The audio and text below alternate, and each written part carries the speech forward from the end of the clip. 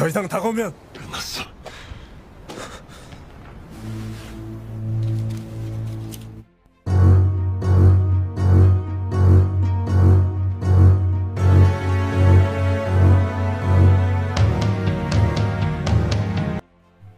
Diperlihatkan Jungo berhasil naik ke daratan. Dengan segera, ia membuka peralatan selam dan mengambil HP-nya. Saat melihat layar, ia mendapati tidak ada sinyal. Jungo menoleh ke atas, kemudian berlari menuju tempat tinggi untuk mendapatkan sinyal.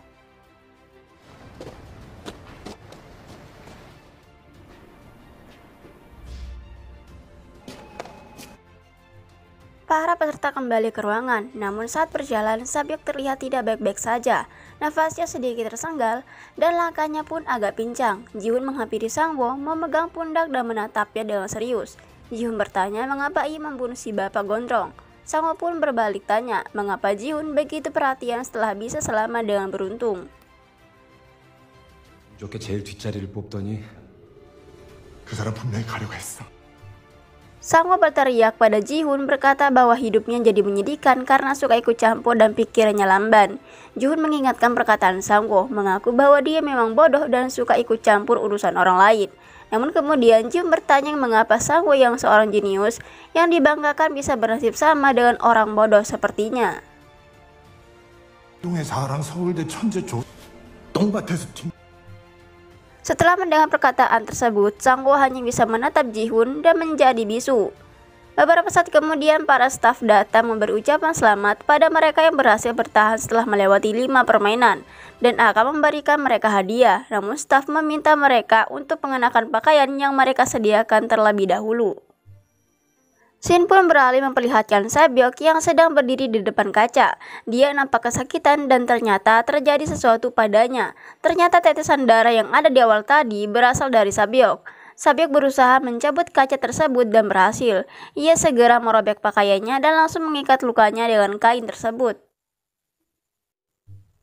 Kembali ke pelarian Jungwoo yang ternyata Fromen beserta bawahannya sudah sampai di pulau yang sama. Fromen yang menemukan tabung oksigen milik Jungwoo langsung menembaknya menutup kemungkinan Jungwoo untuk kabur.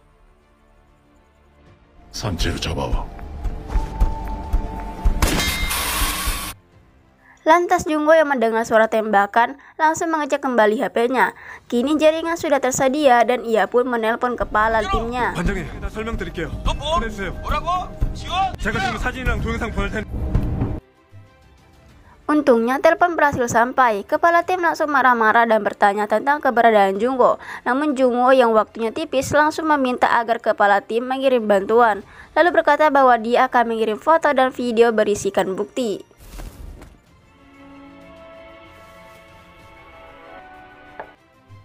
Kembali kepada para pemain yang bertahan, tempat mereka beristirahat disulap menjadi ruangan yang mewah dengan lilin sebagai penerang diiringi dengan musik klasik. Para staf menghidangkan makanan-makanan nikmat kepada para finalis yang sudah berdandan dengan setelan jas.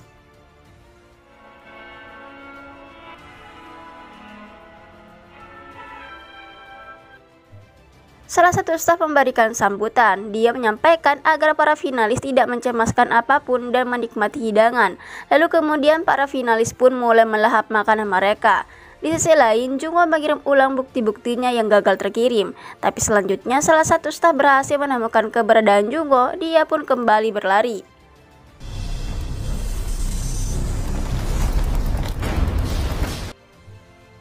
Para finalis menikmati makanan mereka, sementara Ji-hoon dan Sang-woo saling balap makanan.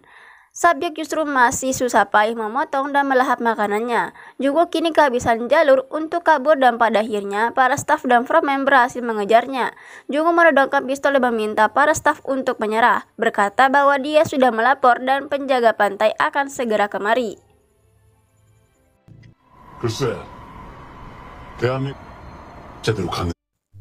Fromen meragukan gertakan dari Jungwoo dan menjelaskan bahwa dari 5 amunisi peluru pistolnya Jungwoo, yang benar terisi hanya ada 3, karena berdasarkan peraturan polisi Korea, 2 sisanya dikosongkan dan diisi peluru hampa. Jungwoo lanjut berkata bahwa 2 peluru Jungwoo sudah terpakai untuk membunuh staf dan membuka pintu darurat, jadi yang tersisa hanyalah 1 peluru. Ia juga menjawab bahwa 1 peluru saja sudah cukup untuk membunuhnya. Ia pun menarik pelatuknya.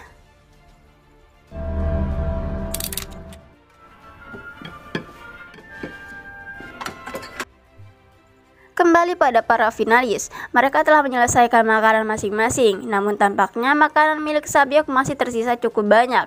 Saat membereskan meja makan, para staf justru malah menyisakan satu peralatan di atas meja, yaitu sebuah pisau. Mereka saling menatap dan kemudian mengambil pisau tersebut. Tentunya akan ada adegan bunuh-membunuh.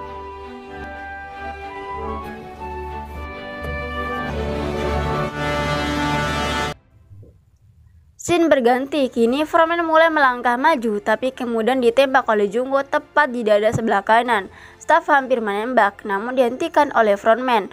Frontman terus membujuk Jungwoo untuk menyerah dan ikut dengannya, hingga pada akhirnya Jungwoo menurunkan pistolnya. Ia berkata siapa identitas Frontman-nya sebenarnya, lalu kemudian menampakkan dirinya.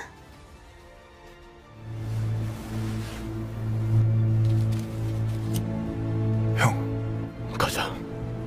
나랑 가자. Ternyata identitas di balik pria bertopeng hitam tersebut adalah Inho, kakak dari Jungwoo yang menghilang, juga pemenang Squid Game tahun 2015. Frontman kembali membujuk Jungwoo, tetapi Jungwoo yang masih kaget menggelengkan kepalanya. 형이 왜? Jungwoo tertembak tepat di jantungnya, kemudian jatuh tenggelam ke laut. Dia mati dengan rasa tak percaya bahwa seorang pengurus game iblis ini adalah si kakak yang selama ini ia cari.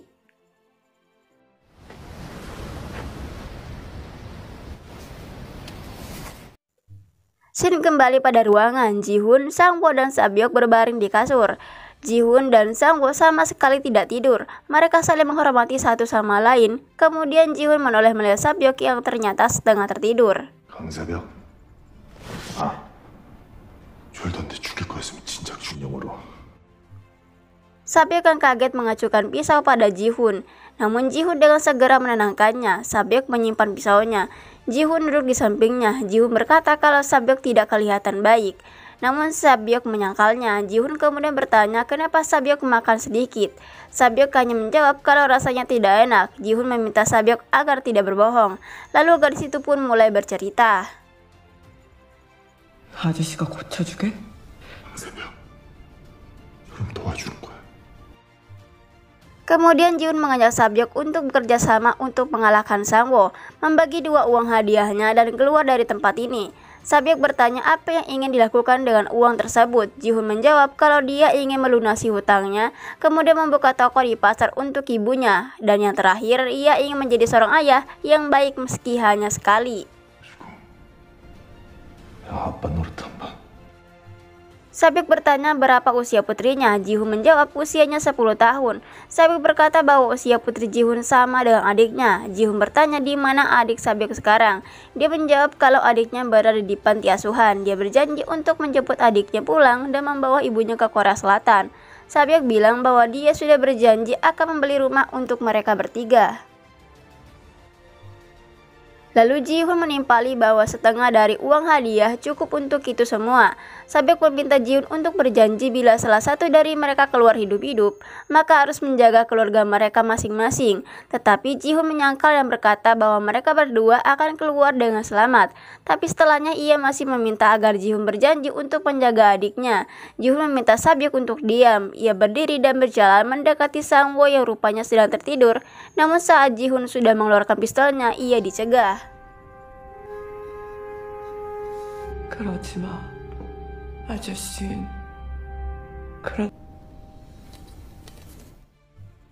Sabyok mencegahnya. Pada akhirnya Ji-hoon mengurungkan niat tersebut. Tetapi pada saat ia berbalik, Sabyok sudah terkulai lemas dengan nafas yang tersenggal-senggal. 정신 차려. Ji-hoon membuka selimut Sabyok. Ia pun kaget melihat kemeja Sabyok yang kini berlumuran dengan darah. Meminta Sabyok untuk bertahan. Ia pun langsung berdiri dan pergi untuk memanggil dokter. Ji-hoon panik menggodok-godok pintu. Ia berteriak agar segera dipanggilkan dokter karena keadaan Sabyok yang sudah parah. Ji-hoon terus berteriak dan memohon, namun tak ada satupun yang menjawab hingga pada akhirnya berhasil juga. 됐어요. 아, 빨리요. Gerbang dibuka dan para staf juga berjajar di baliknya. Ji-hoon langsung meminta mereka untuk memeriksa Sabyok. Namun para staf mengabaikan Ji-hoon berjalan melewatinya sambil membawa peti. Ji-hoon berbalik dan menoleh ke kasur Sabyok dan ternyata sudah mati. Sang-woo berdiri di sampingnya. Sabyok yang kini sudah berbujur kaku dan pucat dengan darah yang bertetesan di sekujur tubuhnya. Ji-hoon memanggil Sabyok, lalu mendapati sebuah luka tusuk di lehernya. Matanya mulai sembab. Dia terus memanggil nama Sabyok, namun sayangnya Ji-hoon tak kunjung mendapatkan balasan.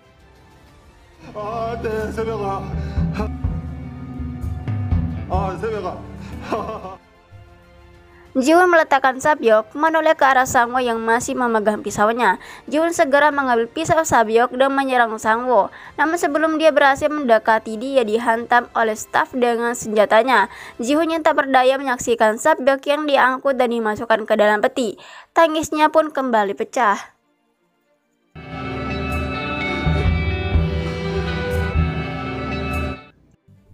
Di sisi lain, Frontman tengah mengobati luka tembaknya. Dia menatap kaca, tapi yang ia lihat bukanlah bayangannya, melainkan adiknya yang baru saja ia bunuh dengan tangannya sendiri.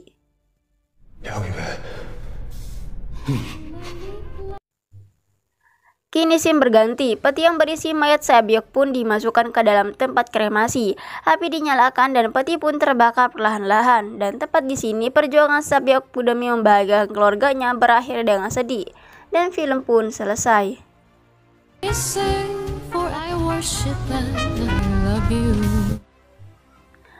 Dari film ini ada makna yang terkandung yang dapat kita petik, yaitu belajarlah sebisa mungkin. Kalau gagal, menyerah saja.